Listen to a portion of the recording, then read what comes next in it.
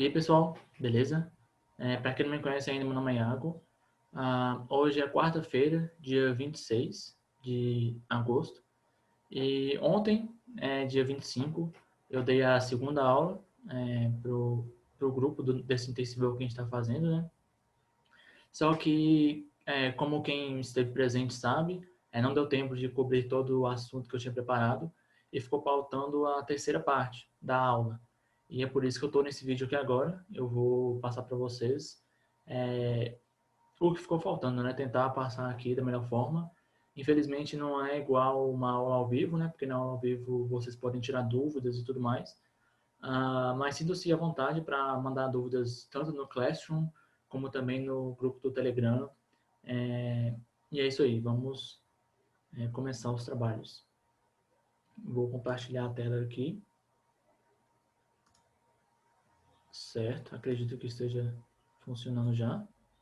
Vou abrir aqui. Essas aqui são as minhas anotações do Notion, certo? Beleza. Na última aula, eu usei também essas anotações do Notion. E o que a gente falou? O tema principal da aula era mecânica celeste clássica, né? E aí a primeira parte foi sobre leis da física, certo? Em que eu falei sobre as leis de Newton. Lembra que eu falei da primeira, segunda e terceira lei, né? Também falei sobre as leis de Kepler, novamente falando sobre a primeira lei, que é a lei das órbitas, a segunda lei, que é a lei das áreas, e também a terceira lei de Kepler, que é a lei dos períodos, certo? E por último, eu falei sobre a lei da gravitação universal, que é uma lei muito importante, que dá origem à força gravitacional, né? Que é uma força muito importante na astronomia. Essa foi a primeira parte da aula de ontem. E a segunda parte foi sobre medidas de distância, certo? Em que eu falei sobre paralaxe, né? Que é uma forma de medir distância na astronomia. E eu falei dessa formulazinha aqui, que é muito importante, é sempre bom lembrar. E aí eu falei sobre a paralaxe heliocêntrica, né? Que a gente usa a órbita da Terra ao redor do Sol, que é a translação, né? Para a gente fazer essa comparação aqui, para a gente conseguir medir a mudança de uma estrela ou de algum outro astro baseada na mudança da posição do observador, certo? E também a gente conversou sobre a paralaxe geocêntrica, certo? Que é usada para distância para menores distâncias, né? Geralmente distâncias dentro do sistema solar, certo? E aí a gente usa o raio da Terra como raio de base, né? A gente usa essa mudança do observador acontece sobre a superfície da Terra, certo? Beleza. Aí também, ainda dentro de medida de distância, a gente falou sobre algumas unidades. A gente falou sobre a unidade astronômica, que é a unidade que é a distância entre a Terra e o Sol. A gente também falou sobre ano-luz, né? Que é a distância que um feixe de luz percorre no período de um ano. E também nós falamos sobre a unidade de parsec, que é a unidade que está intrinsecamente ligada com a paralaxe heliocêntrica, né? Tanto que eu falei que essa formulazinha aqui, ó, essa forma bonitinha, que é π igual a 1 sobre r, só pôde ser feita devido à criação da unidade parsec, né? Por isso que é muito importante saber dessa relação entre paralaxe e a unidade em si parsec. Beleza? E aí a terceira parte, que é a que ficou faltando na aula de ontem, é para falar sobre energia, né? Eu vou falar sobre energia, os dois tipos de energia mais comum na astronomia. Também vou falar sobre as velocidades na astronomia e, por fim, sobre os pontos de Lagrange, né? Que são uma coisa um pouquinho mais avançada, mas que já caiu falando sobre na OMA, então eu acho importante, ao menos, pontuar aqui na nossa aula, né? Então, vamos lá. Energia. Basicamente, nós temos dois tipos de energia, né? Nós temos energia cinética e energia potencial, certo? A energia cinética é a energia relacionada ao movimento, certo? Então, se eu estou correndo na avenida, eu estou tendo uma energia cinética, certo?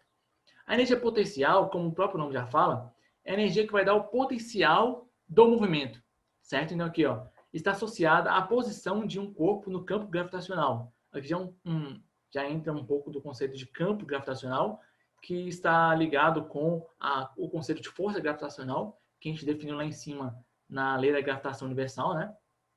Mas eu acho a segunda definição aqui mais fácil de entender, que é o seguinte: a energia potencial é uma energia que um corpo possui armazenada.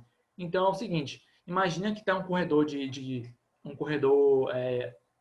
olímpico aí, ele está lá se preparando, né? Então ele faz uma força assim naquelas bases que tem em que eles dão uma largada para a corrida, né? Tá, então ele está fazendo muita força lá e toda aquela força está sendo concentrada numa energia. E essa energia é a energia potencial, certo? E aí quando ele dá aquela largada, que ele sai correndo igual um doido, a energia potencial é transformada numa energia cinética, certo? Então, a energia mecânica, né, que a gente fala, que a energia mecânica nada mais é do que a somatória da energia cinética e da energia potencial. Dentro da energia mecânica, a energia cinética converte na energia potencial, bem como a energia potencial converte-se na energia cinética, certo? Vai depender do estado do corpo, beleza? Eu acho que esse conceito de energia é bem claro para todo mundo. A gente aprende isso no primeiro ano, então acho que muita gente já está acostumada. E o tipo de energia potencial mais comum dentro da astronomia é a energia potencial gravitacional, né? A gente tem outro tipo de energia potencial, como, por exemplo, a energia potencial elástica, né? Quando a gente envolve com molas ou então com materiais elásticos, de modo geral. Mas na astronomia, a gente vai focar mais na energia potencial gravitacional, beleza? E bem, na energia cinética, ela pode ser representada pela letra K, né? Isso aqui é por causa do inglês. E também, em português, muita gente usa EC, certo? Eu estou mais acostumado a usar as siglas em inglês. Vocês podem até perceber que eu gosto de colocar sempre a sigla em inglês. Porque nunca é demais, né? Vai que você encontra uma sigla desse tipo por aí, né? Espere um momento. Tá. Falhas técnicas. Beleza. Voltando aqui. Então, aqui você tem a representação da energia cinética como um K nos livros em inglês e também como EC, certo? E a fórmula é a fórmula que todo mundo deve conhecer, né? Que é a energia cinética é igual a mv ao quadrado sobre 2, certo? Bem simples de memorizar, então vou passar para frente. A energia potencial gravitacional, ela pode ser representada por um 1, né? Novamente em livros em inglês ou então em provas em inglês, e também por EG, né? De energia gravitacional. Então, show. Agora, a forma da energia cinética é muito conhecida, né? A gente usa isso direto no ensino médio. Agora, a fórmula para a energia potencial gravitacional já não é tão conhecida, né? No ensino médio, a gente até aprende a usar aquela formulazinha aqui, ó. Vou até colocar aqui do lado aqui, o pessoal já está mais acostumado. Opa. Pronto. Vou colocar aqui do lado. Colocar um espaço aqui.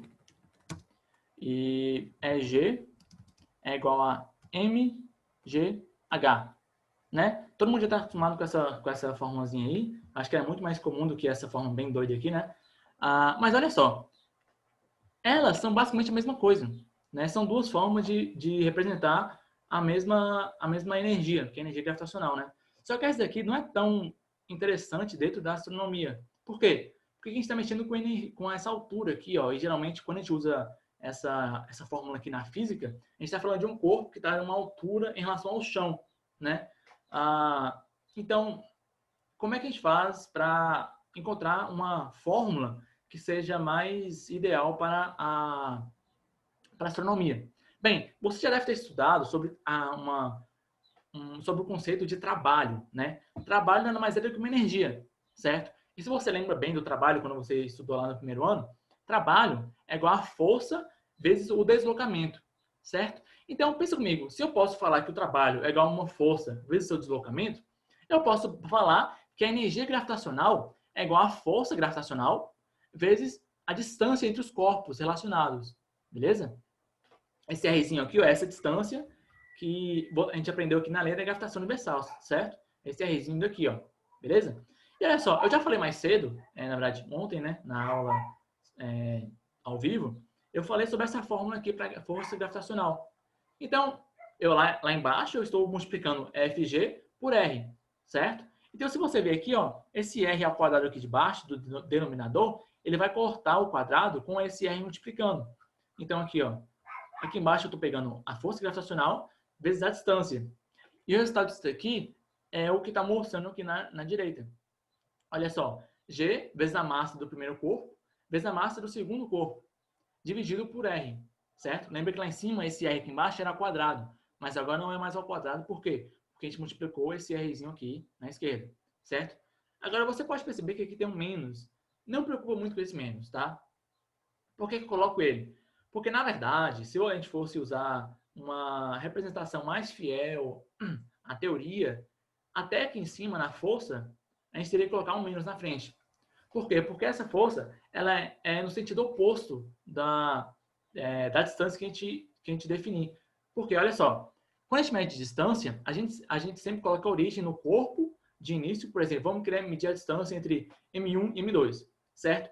Então tá, eu vou colocar a origem aqui em M1, certo? E eu vou colocar o final aqui em M2. Então é uma seta apontando para a direita.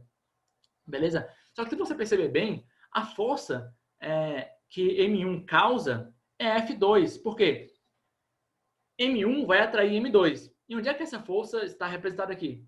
Em F2. E a força que M2 aproxima, atrai M1 é F1, certo? Então, esse F1 está sendo causado por M2 e esse F2 está sendo causado por M1. Agora, lembre, isso é muito importante. Eu falei na última aula, essas duas forças têm o mesmo módulo. Né? Aqui embaixo, eu até coloquei aqui, ó, elas têm o mesmo módulo, só que têm sentidos opostos. Eu só estou falando dessa coisa de F2 acontecer devido a M1 e F1 acontecer devido a M2, para a gente conseguir entender essa questão do sinal. Entendeu? Então, olha só.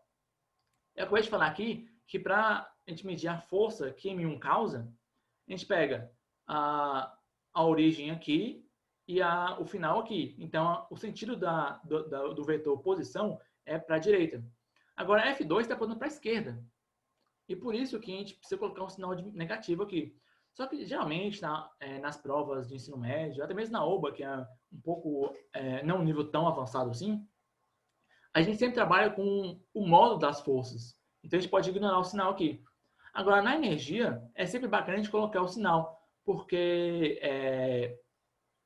quando a gente somar a energia potencial com a energia cinética, elas podem se anular, certo? E isso daí vai ajudar a conservar a energia mecânica. Mas não preocupe muito com isso, não. Como eu já falei várias vezes aqui nesse curso, né?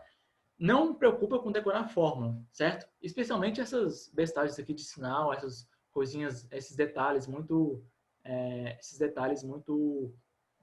pequenos, né? Porque na OBA, eles não cobram fórmula de você. Eles cobram que você consiga analisar as fórmulas que eles te dão, certo? Então, pode ser que na OBA seja cobrada essa fórmula aqui. Só que o que a questão faria? Ela te daria essa fórmula e te pediria para trabalhar, para resolver alguma questão, para encontrar talvez o valor da energia gravitacional, ou talvez o valor de uma das massas envolvidas. Entendeu? Então você não precisa decorar a fórmula, você precisa entender como ela funciona, para que quando você encontre essa forma talvez na prova, você consiga, não fique apavorado e consiga se sair bem na prova.